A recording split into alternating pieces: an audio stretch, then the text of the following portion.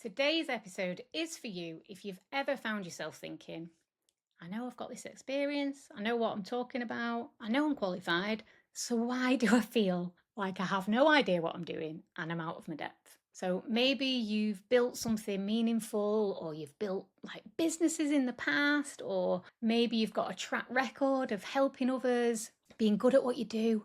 Maybe people come to you for advice or support or guidance. Yet still, somewhere deep down, you feel out of your depth. And not just in your work, in being visible, in being seen as the expert. And sometimes it's not even that you necessarily doubt your overall credibility. It's that you might be doubting your ability to step into something new, whether it be a different format, a pivot, a different audience, or a stretch you haven't done before.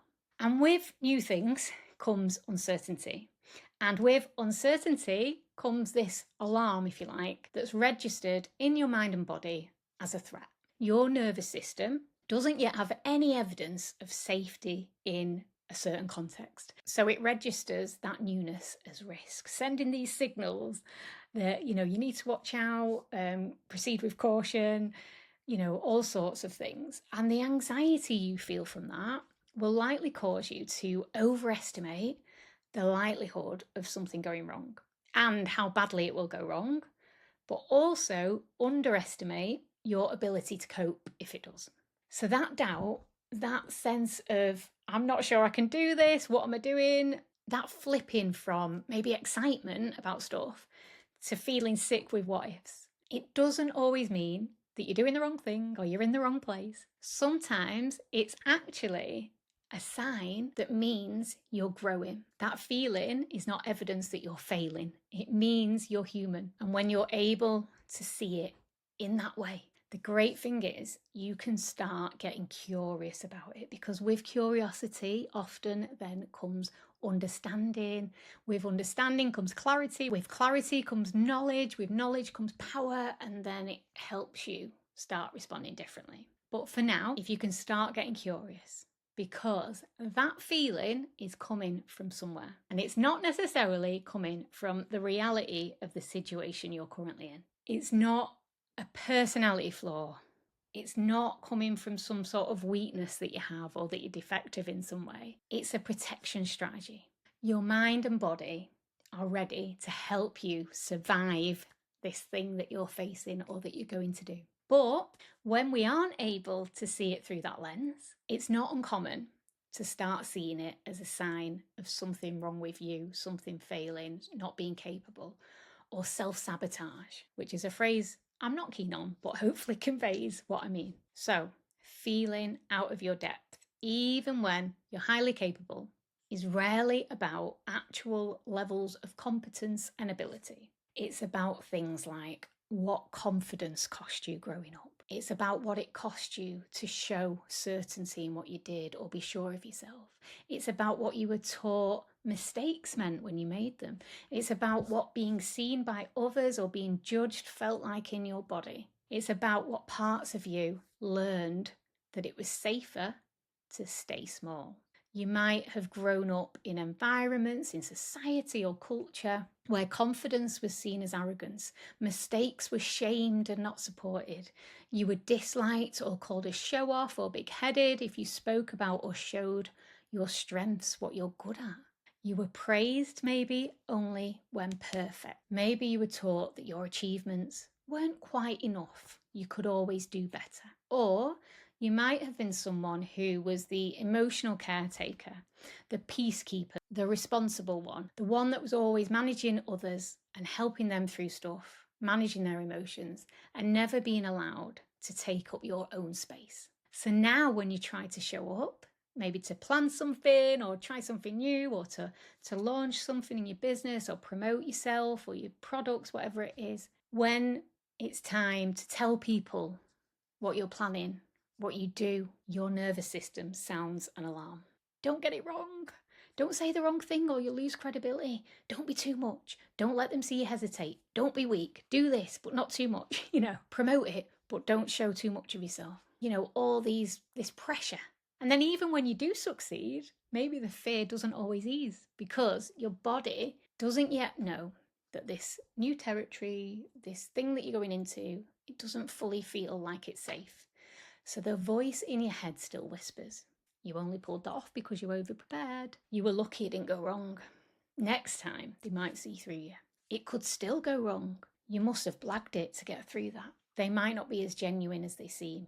They're thinking that you're a fraud. You can't let your guard down. Got to stay on it. And all this stuff that I've been talking about so far, that voice makes you feel like you aren't enough, you aren't good enough, you don't know enough, you need to know more, you're not capable. You've probably heard this described as imposter syndrome. And yes, on the surface, it can look like that. But the truth is, it's not a syndrome, is it? It's an imprint. It's an imprint left by early environments, or maybe even later ones, that didn't reflect your worth back to you. The absence of praise that wasn't attached to achievement. You know, caregivers or people in your life in environments who modelled self-doubt, not self-trust. Or society or school or work cultures that rewarded perfectionism, not authenticity. That didn't allow for mistakes to happen, that didn't teach you that they're okay, that's part of being human. And so these experiences, these messages, spoken and unspoken, they leave behind rules that we internalise to protect ourselves. If I'm not 100% sure, then I shouldn't go for it. I must be the best to be enough at what I do. If I make a mistake, then I'll lose credibility. If I try something and it doesn't work out, I've failed. I'm a failure. If I've not got everything figured out and prepared, I shouldn't put myself out there. If I mess up, people will laugh at me. And these rules that we've internalized, they stick, they become so ingrained that half the time we don't even know that they're operating under the surface, you know. We don't stop and think, oh, there's that rule, unless you start looking for them. And initially you might think, well, I don't want to look for them, I just don't want to notice them. But if we start looking for them, if you become more aware and increase your awareness with curiosity, not criticism, you will start to be able to see what does need to change, what you do need to address or overcome. You can find out and discover what is actually holding you back. Because even if you're really self-aware and you've done work on yourself already, it doesn't mean that you're immune to stuff that's, you know, unconscious to you or automatic or so ingrained that it's not on your radar. You know, we're only human, aren't we? So to identify and look out for the rules, you can look out for how they are operating in the here and now. You know, you might over-prepare for things that you are already good at or you've done before, like you don't need to over-prepare for.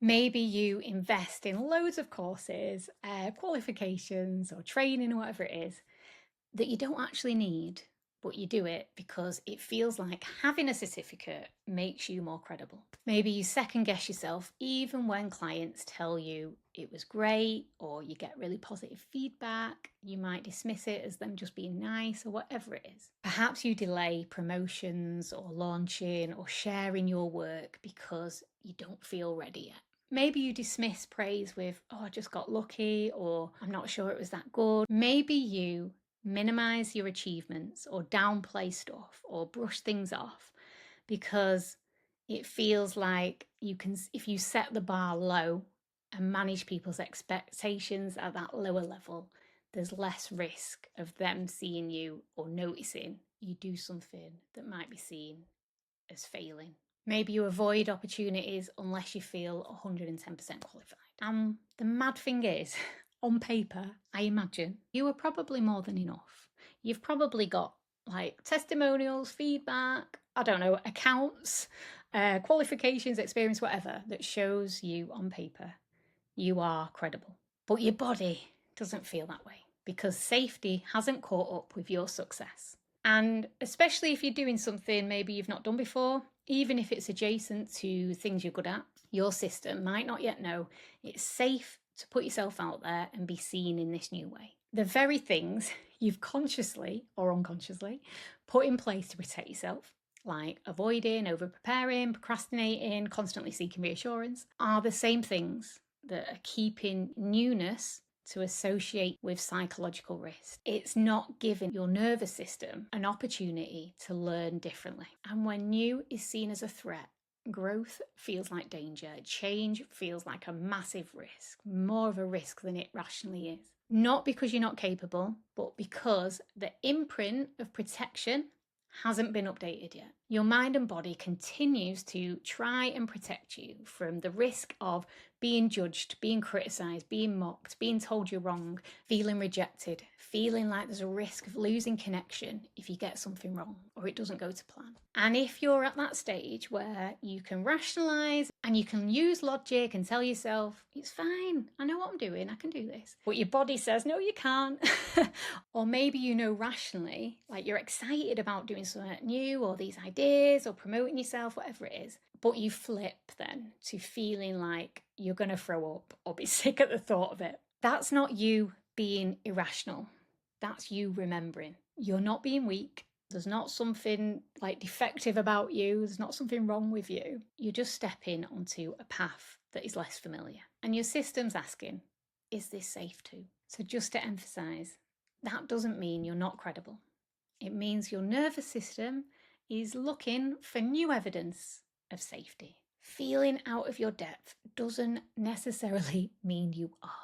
It means a past part of you is being activated. A part who once felt unprepared or maybe unseen or unsafe emotionally and or physically. And it's trying to keep you safe now in the only way it knows how, which is, unfortunately, by holding you back at the moment. And that part, she doesn't need silencing. She needs reassurance. So even if this feels weird, even if it feels airy-fairy or whatever, awkward, just take a pause and notice her. Acknowledge she's trying to protect you from whatever it is that she might remember.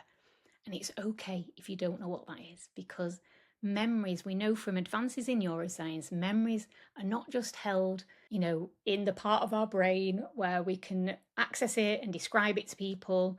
Memories are also held implicitly in the body outside our conscious awareness. So it's okay if at this stage you don't know what that memory actually is. Your body still knows. So you can acknowledge she's trying to protect you from whatever it is that she's remembering. And as I say, even if it feels a bit weird, just practice this. When the I'm out of my depth or whatever it is voice comes up, just pause and just acknowledge that she's trying to protect you. I know, I see you, you're trying to protect me. Thank you. I've got us now though. Now is different to back then. We are safe enough to try. And I know it might feel cheesy or whatever, or you might be up for this stuff and enjoy it. But just notice how it feels. And like I say, when you notice that I'm out of my depth feeling or I'm not good enough feeling, just see if you can reassure that part of yourself that they are safe. And I will do another episode following up from this at some point that'll be focused more on, other things, like things you can actually do or try or strategies to start addressing or overcoming what is holding you back. But for now, I hope that has helped reframe some of those feelings and thoughts, and that you start to feel more able to believe that you're already enough, that you are capable, that you've done the work, you've got the experience, you've built the trust of others, and now it's time to build trust in yourself. And you've got this. Let me know if that has resonated. Feel free to get in touch on Instagram, Charlotte_Bailey_therapies. And if you do want to really get to the root of all this and you want some support in building that trust in yourself, you want to overcome these things that are holding you back, like not just in business, but life as well, please do reach out. You'll know by now, I'm super passionate about what I do. I've lived a lot of this stuff that I'm talking about, and I know how liberating it feels to be able to move on from that. Not to never feel anxiety again. Obviously, we're human. We need anxiety. Like, we need to have wobbles and things. That's part of us. But when you have addressed the root of these things that I'm talking about, when you know what to do to move forward feeling safe in yourself, in what you know, in the world, really, like being seen, everything shifts, and opportunities no longer feel like the threat they once did. You just feel better able to walk towards change and just stuff that you've not done before, you know. Anyway, I was saying I was ending the episode and then I've just gone off, about to go off on another one then. But like I say, I will do another episode soon about this, building on from it.